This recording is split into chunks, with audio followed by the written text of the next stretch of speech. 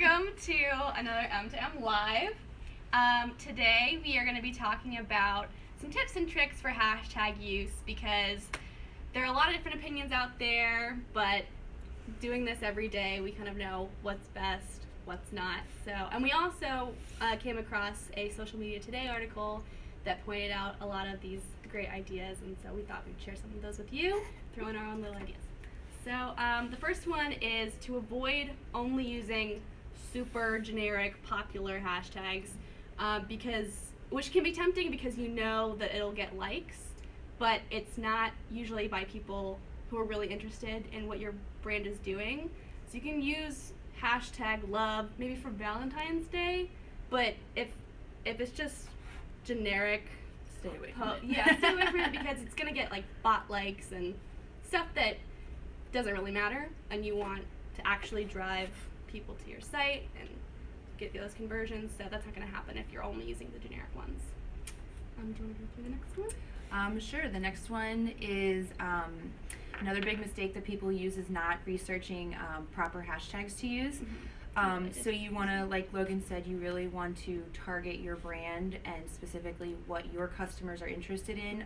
One thing I personally like to use is an app called Tag-O-Matic, and you can just type in a search and it'll bring up all hashtags that are relevant to that search, and you can use those as long as they're not generic. Super helpful. It's super helpful just to do a little bit of research before you go in there, and something that we like to do is make sure that we have all of our hashtags lined up before we press like the publish or share, whatever, just so you're ready to go, and that kind of encourages you to do your research beforehand. We like to use the thing where you have like 6 periods, and you can write this in the notes section of your smartphone. Just do 6 periods with spaces below, and then have, how many hashtags do you have to use? I think 9 to 11 is our recommendation, but you can do more than that to get more engagement. Yeah, but that's typically what we do, and that's in the first comment. So having those ready just kind of reminds you, oh, I should do my research and have these ready before I go to post, just so we put them in the first comment as to not like bombard the copy that we're writing and the fans that are following us, so that they don't have to read all those hashtags if they don't want to. Right, that's another one of the tips here, is to only use maybe one hashtag in the main caption, because you don't want to overwhelm people with like a million hashtags, but you do want to include them in a comment to drive that engagement.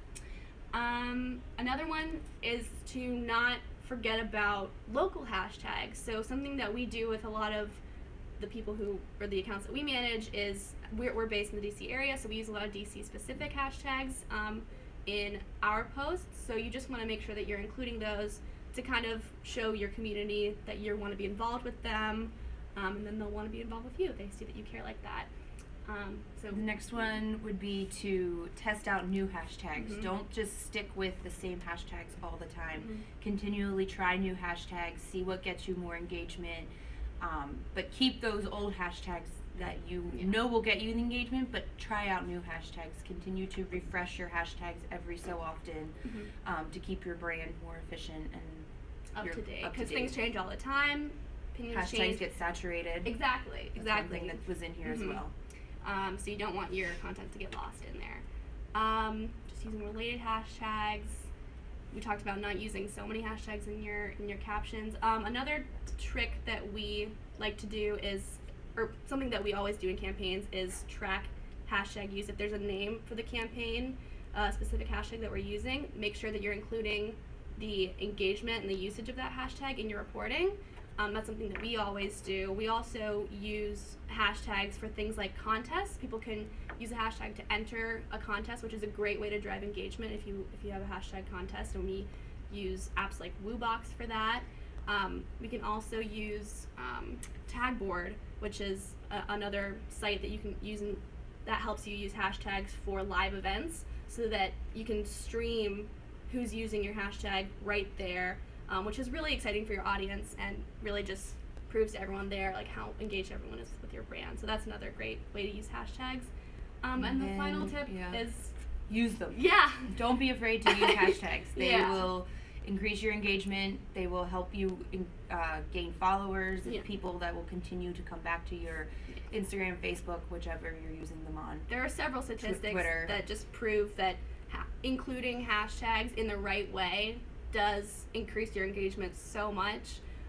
So it may sound like a lot of advice, but you really just do want to make sure that you're including them.